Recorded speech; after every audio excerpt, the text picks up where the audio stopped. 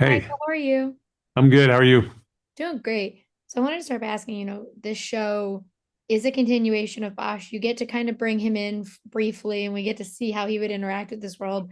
But I also like that it stands a lot on its own and it is Ballard's show. When you were working on that creatively, what for you was the joy of getting to just continue to grow this universe and not just have it be the one story and just Bosch and like seeing how everyone else can interact without him there? Yeah, no, I mean, it's been exciting and fulfilling. And, we had a long run with Bosch and, we learned a lot. I learned a lot. I went from being a book writer who knew nothing about TV and, 10 years later, I think I know a little bit.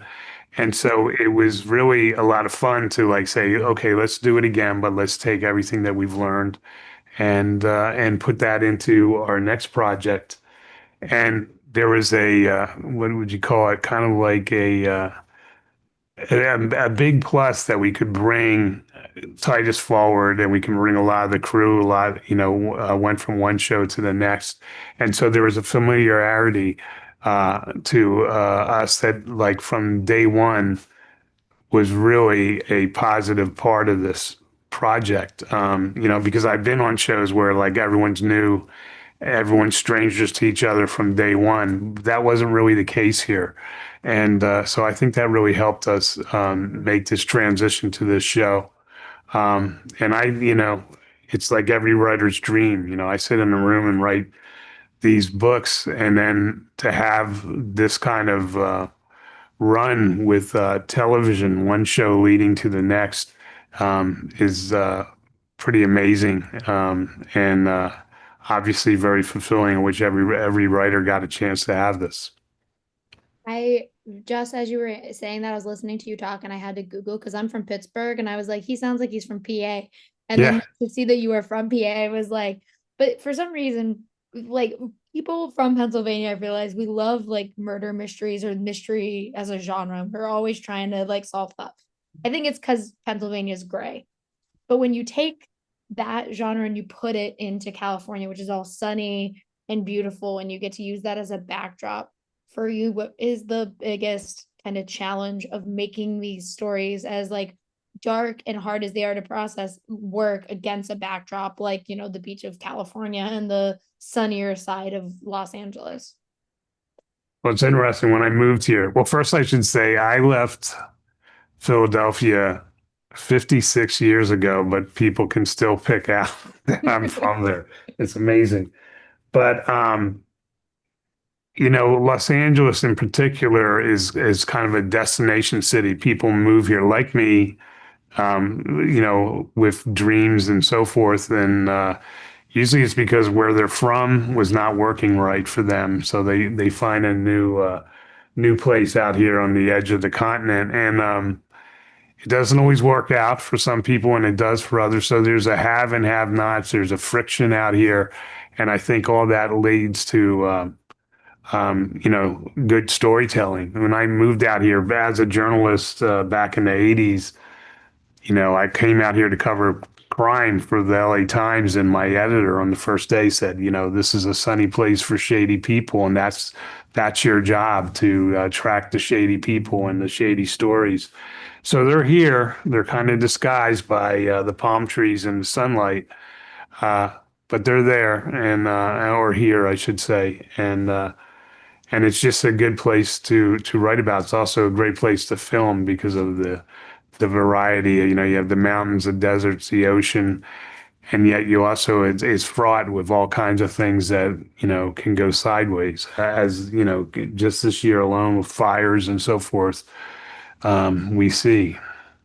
Yeah, and I wanted to ask too with Ballard, what I really like is even though the everything is leading to like this larger mystery kind of unfolding throughout this season, we do get little moments of gratification where it's like they figure something out and that is kind of solved. And so that cold case or that case in general is at least wrapped up and you can see where it's either tying to the overall case or it is they learn it doesn't matter when you're writing a show, how important is it to give audiences that little bit of satisfaction and like, okay, well, they figured out that thing and now they can get back to this larger thing so that we know like these are people who are at their core just trying to do a good job and be good at what they do. Yeah, it's a really takes a lot of finesse to tell you the truth. It's a weird situation. So we're doing 10 episodes. They're going to drop all 10 episodes at Mhm. once. So people can watch if they want to sit there on their couch for 8 hours or whatever, they could watch it all the way through.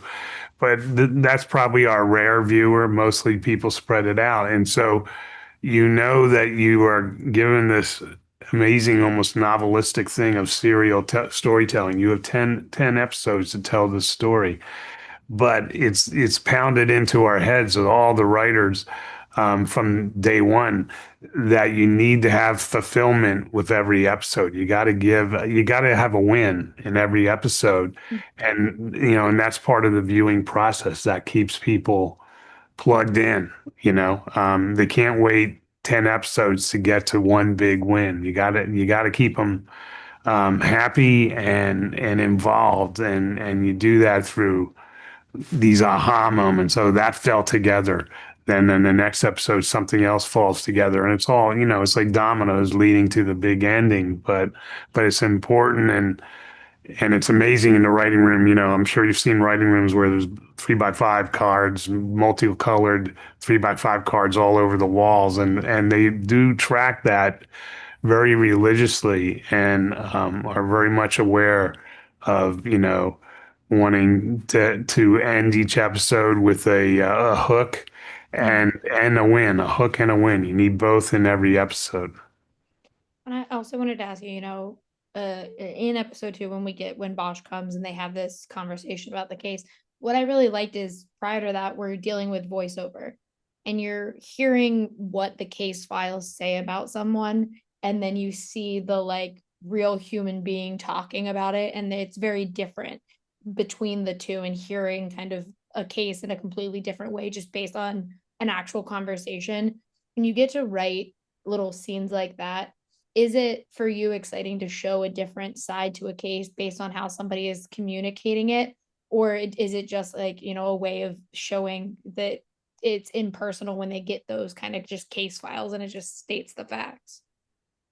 No, I mean it's interesting when you write books. I always say I'm a book writer first. Mhm. You control all that stuff, but when you're writing for TV and producing TV, actors bring stuff. They bring their own personalities, and you got to recognize what is good and what works, and find ways of employing it in your storytelling. And so even going back to the Bosch show, we've always kind of incorporated what the actors are thinking and how they want to play stuff. And a lot of it almost happens on the spot. It's interesting to see how scripts are interpreted. It's such a school of less is more. Is like less on the page gives the actor more room to bring something to the role. And you sit back and watch it, and it doesn't work all the time, but for the most of the time, it does. And yeah, and many times you sit there in awe and say, okay, that they took that, and that's their interpretation of it, and that's pretty cool.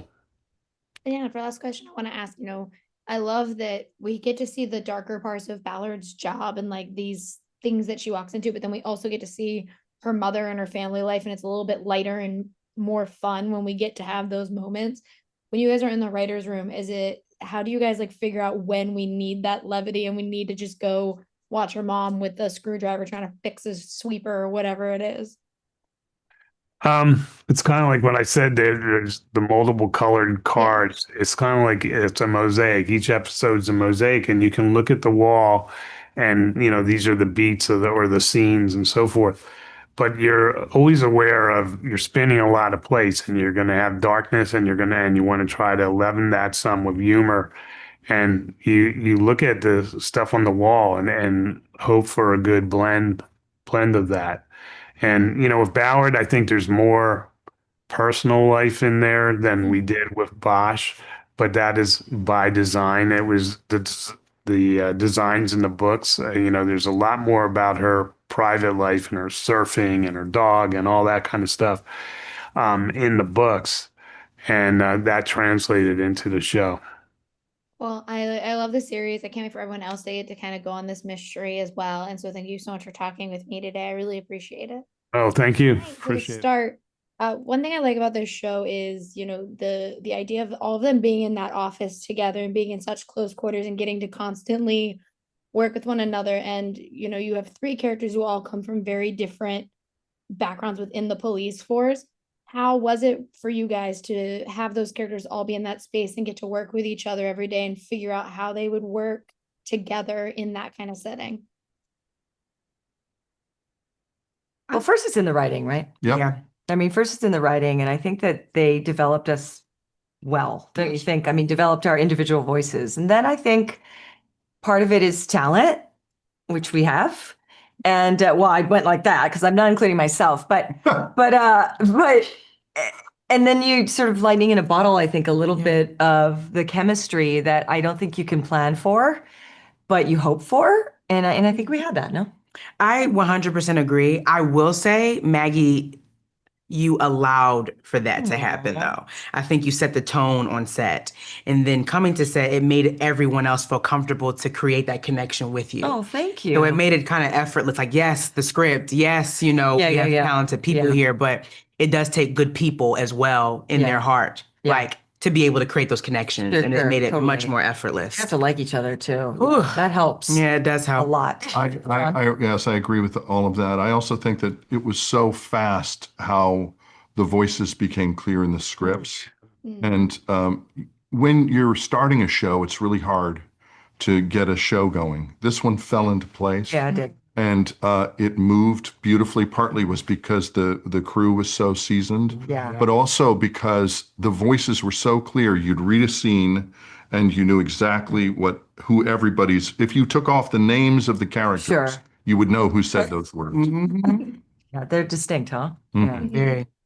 Well, and I wanted to ask you, Maggie and Courtney, I love the relationship that we get to see with these two right out the gate, because if it wasn't for Ballard, then Parker would not be part of this cold case unit and she wouldn't have the joy of trying to figure out the case that she couldn't figure out in the past. Totally. When you guys are, getting to start a relationship like that from the start, so fans get to see it at its inception and then where it goes throughout the season. How does that feel for you guys as actors versus, if we just got thrown in the middle of their relationship and they've already kind of known each other? By the way, good questions. That's a good question. I think we really got lucky because we read together, and there was a very obvious chemistry between us, which is why she's sitting here and why she deserves everything that she has coming to her. And all the recognition you're going to have on this because you're so good in it. But chemistry is a very interesting thing. And casting directors are very interesting as well, because it's who they bring into the quality of the people they bring into the room that really will, make or break a show. I mean, literally make or break a show. And you've seen it a million times where you're like, why is that person? And you never feel that way with this show. So I feel like they gave me the gift of you. And because there was an instant likability, and I just felt like I knew you immediately. I feel very lucky that we were able to create this from nothing, because it's not all sunshine and roses. I mean, they definitely butt heads and they have different ideas of how they want to do things, and they're both strong females. And I think that's real. Yeah. And I love that, because it's not just like, oh, girl power and we agree on everything. It's like, that's not real. No. Right? Yeah. And we have our ups and downs, and then I think the relationship really, because of those ups and downs, is earned. And like you said, when we had our chemistry read, it felt like we carried that energy from that chem read all the way through. Like, it felt so comfortable meeting her. And I was like, oh, this feels not really good. weird at all. Yeah. This feels like we would be having these kind of conversations, and we would clash, and we would have moments where we would connect. And it just felt so natural. And that is hard to find sometimes. When it's hard to see in an actress come into a room and really own that character. And that is why she got the role, because it's not that there weren't good people that were doing good things, that were she just owned this person, and it was really beautiful to see. Well, John, I Yeah, have to ask you. it's true. I'm a huge fan of your work. Zodiac is one of my favorite movies of all time. But I Why love are when you you get so- to not be a serial killer. As Me much as I too. love your serial killer stuff, I like when you're a normal dude. Me too.